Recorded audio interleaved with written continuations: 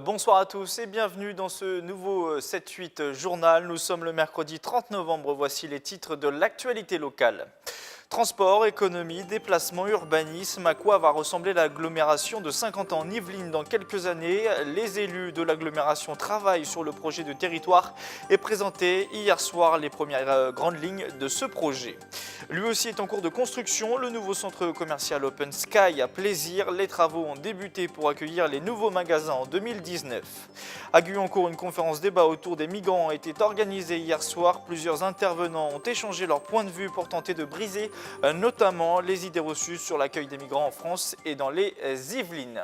Mais on ouvre ce journal avec la contre-attaque des élus franciliens. 168 maires d'Île-de-France s'opposent dans une lettre adressée à la maire de Paris, Anne Hidalgo, à la fermeture des voies sur Berge, rive droite. Ils s'associent dans leur démarche à la présidente de la région Île-de-France, Valérie Pécresse, qui a déposé un recours devant le tribunal administratif contre cette décision récemment. Dans les Yvelines, plusieurs élus ont signé la lettre, notamment les maires de Maurepas, Plaisir, de Chénet, de Vélizy ou encore d'Elancourt. Ils évoquent notamment le blocage général de la circulation à Paris et dénoncent une indifférence à l'égard des habitants de la petite et de la grande couronne. Écoutez à ce propos Jean-Michel Fourgousse, le maire Les Républicains d'Elancourt. Il est évident que ça concerne les Parisiens, certes, mais ça concerne aussi les gens qui organisent des rendez-vous. C'est un site international de rencontres. Les gens arrivent au Bourget ou à Orly, etc. Donc il y a beaucoup de rencontres. Donc inutile de vous dire que ça augmente de 30 à 50% quand même le temps de transport. Quand ils avaient commencé la première zone de paralysie, ça avait déjà très dur. En déclencher une deuxième, c'est vrai que ça fait beaucoup. Alors à la limite qu'elles disent la vérité, qu'elles parlent vrai, mais qu'elles disent pas qu'il n'y a pas d'augmentation des embouteillages ou bien bien sûr des délais pour traverser Paris. Je vous le disais en titre, Michel Laugier, président de l'agglomération de Saint-Quentin en Yvelines, et Joséphine Colmans-Berger, première vice-présidente de l'agglomération, ont présenté hier soir le projet de territoire au théâtre de Saint-Quentin. Un projet qui s'étalera sur 30 ans et qui a pour but d'améliorer la vie des habitants dans de multiples domaines, transport, logement, développement économique. Un reportage d'Osman Vanderdé et Patrick Jacques de Dixmude. Ils étaient plus de 350 spectateurs au théâtre de Saint-Quentin en Yvelines pour la soirée de lancement du projet de territoire. Le but, améliorer la vie des Saint-Quentinois, un projet auquel les habitants pourront participer. Je pense qu'on sera plutôt en information directe, avec des ateliers, des tables rondes, pourquoi pas des séminaires, des rencontres véritablement en lien direct avec la population et avec les partenaires. Moi, je serais ravie de rencontrer les entreprises et puis aussi l'université et pourquoi pas les associations. Tout ça aussi en lien et en partenariat avec le Codeski. Le projet de territoire a pour objectif d'améliorer les transports, les logements, la circulation ou encore le bien-être des Saint-Quentinois. Pour y arriver, les 12 communes de l'agglomération doivent travailler ensemble.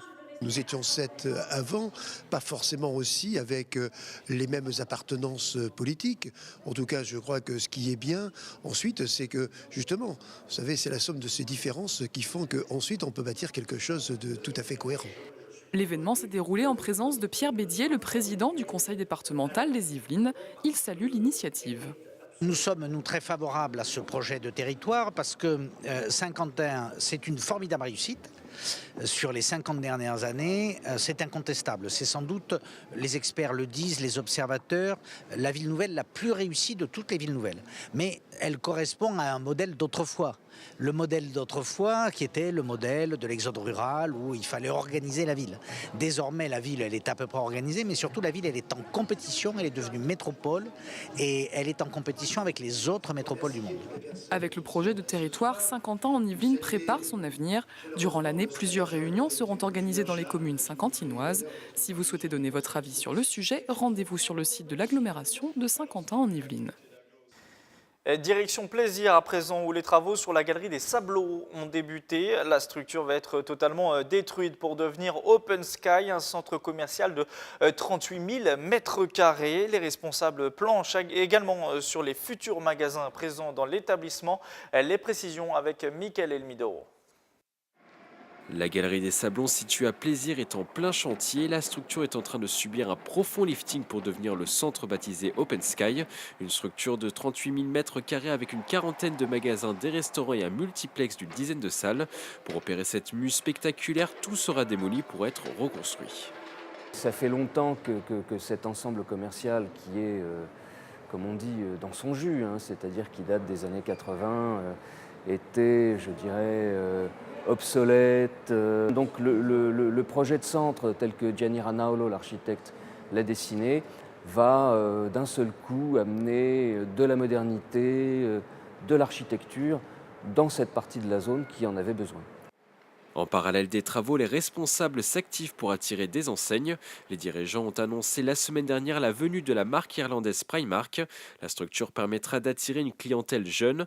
La marque a été créée en 1969 et ne compte que 9 magasins en France. Ce sera certainement la plus grande surface du futur centre. Et ça va être clairement pour nous une locomotive très importante. Primark est une enseigne qui est relativement nouvelle en France, mais qui s'implante rapidement et qui se développe beaucoup. Donc pour nous, c'est bien sûr un atout, pour nous et pour Open Sky, c'est bien sûr un atout important. Pour faire son shopping dans cette boutique, il faudra être patient. L'inauguration est programmée pour le premier semestre 2019. À Guyancourt se tenait hier soir une conférence débat autour de l'accueil des migrants co-organisée par le Secours catholique. Cette réunion a rassemblé plusieurs acteurs locaux du dossier et notamment Étienne Pinte, ancien député maire de Versailles. Reportage. Les migrants sont-ils une chance? Sont-ils un défi? Pendant près de 2 heures, les intervenants ont débattu sur ces problématiques dans l'espace paroissial du Cap Saint-Jacques. Près de 70 personnes étaient présentes pour écouter notamment le témoignage d'une migrante arrivée en France il y a plusieurs mois. Également présent pour l'occasion, l'ex-député maire de Versailles, Étienne Pinte, l'actuel président du Conseil national des politiques de lutte contre la pauvreté, a rappelé le devoir historique de la France face au mouvement migratoire actuel. La France, pays des droits de l'homme et du citoyen, le pays des libertés, qui a toujours été, qui a toujours une image en quelque sorte d'accueil de l'étranger, de celui qui est réfugié, de celui qui est expulsé, de celui qui est en souffrance. Eh bien, nous devons répondre à cette tradition et nous avons les moyens. Le pays, l'un des plus riches du monde, 5e ou 6e. Devancé en termes de chiffres par l'Allemagne, la Suède, l'Italie ou encore la Grèce, la France est loin d'être le pays européen le plus accueillant pour les migrants. Pourtant, les crispations sont nombreuses sur le sujet. En témoigne par exemple la récente polémique sur l'accueil d'une centaine de personnes à Maurepas. Il est quelque part un peu pratique, le migrant. La crise, c'est la faute du migrant. Le système social en difficulté, c'est la faute du migrant. Le chômage, c'est la faute du migrant. Donc je pense qu'il y a quelque part, on l'a chargé de tous les maux. Et aujourd'hui, on a un regard sur le migrant qui est extraordinairement chargé. On lui en veut d'une certaine manière. Cette réunion autour des migrants se tenait alors que selon les derniers sondages, près de 6 Français sur 10 sont opposés à l'accueil de personnes supplémentaires sur le sol hexagonal.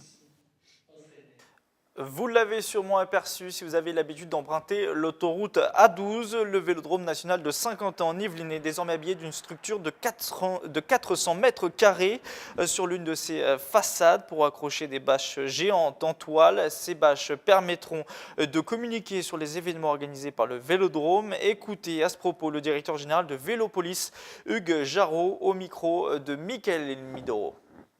Aujourd'hui, il y a entre 120 et 150 000 automobiles qui passent à côté sur la 12.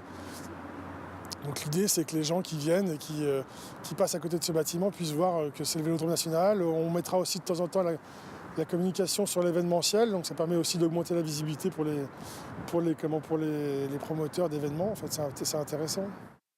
En sport, toujours la section cheerleaders de l'équipe de football américain des Templiers d'Elancourt prend l'accent russe. Victoria Borodina vient de rejoindre la structure pour devenir coach adjointe. Elle doit permettre à l'ensemble de la section de s'améliorer sur les techniques de portée. Nous l'avons rencontrée à l'occasion de son premier entraînement. Un reportage une nouvelle fois signé de Michael Elmidoro. Je m'appelle Victoria Borodina. Je suis russe. Victoria, 27 ans, est la nouvelle coach adjointe des cheerleaders des Templiers d'Elancourt. La Russe domiciliée à Montfort-l'Amaury depuis quelques semaines a été embauchée suite à une annonce postée par les dirigeants sur Facebook. La sportive espère transmettre son expérience à ce club créé en 2012. J'ai commencé le cheerleading à 18 ans. J'ai fait une équipe avec ma meilleure amie dans notre université et ensuite j'ai intégré des clubs de cheerleading. C'est vraiment une grande étape pour moi d'avoir été une cheerleader en Russie et maintenant d'aider cette équipe de France. La cheerleader travaillera en binôme avec Laurie Fournier, coach dans la structure depuis 3 ans. Je suis plus spécialisée dans le cheer dancing, donc tout ce qui va être chorégraphie, etc. Et elle, c'est vrai qu'elle a vraiment des bonnes bases en cheerleading pur et en termes de stunts, etc. Donc elle va nous apporter vraiment ce qui nous manquait pour la section. Alors les stunts, en fait, ça va être les portées, ça va être les pyramides, ce genre de choses. Donc quand il y a des choses un peu gymnastiques. Pour sa première séance d'entraînement ce lundi 28 novembre, Victoria a dirigé 10 filles âgées de 15 à 24 ans. Elle nous a un peu aidé à revoir les bases qui au final étaient pas plus mal parce qu'on avait pris quelques mauvaises habitudes. Je suis fly, donc je suis en haut, je me fais porter en fait. Et elle m'a appris à plus gainer, enfin comment bien gainer, comment bien se tenir sur les portées. La nouvelle coach a désormais 2 mois pour peaufiner les portées en vue de la saison de football américain qui débutera le 21 janvier prochain à domicile pour les Templiers d'Elancourt. On referme ce journal avec le Vendée Globe 2016. La course est officiellement terminée pour le Versaillais. Tanguy Delamotte, le skipper d'Initiative Cœur, est rentré ce lundi au Sable d'Olonne après avoir décidé d'abandonner au large du Cap-Vert le 15 novembre dernier suite à une avarie. Plusieurs milliers de personnes se sont rassemblées sur le port pour soutenir l'Yvelinois. Au total, il aura passé 23 jours en mer et aura permis de sauver plus de 35 enfants atteints de problèmes cardiaques grâce à son sponsor. Fin de ce 7-8 journal. Rendez-vous demain pour une nouvelle édition. Tous nos reportages sont à retrouver en replay sur tvfil78.com. En attendant, les programmes se poursuivent sur notre antenne.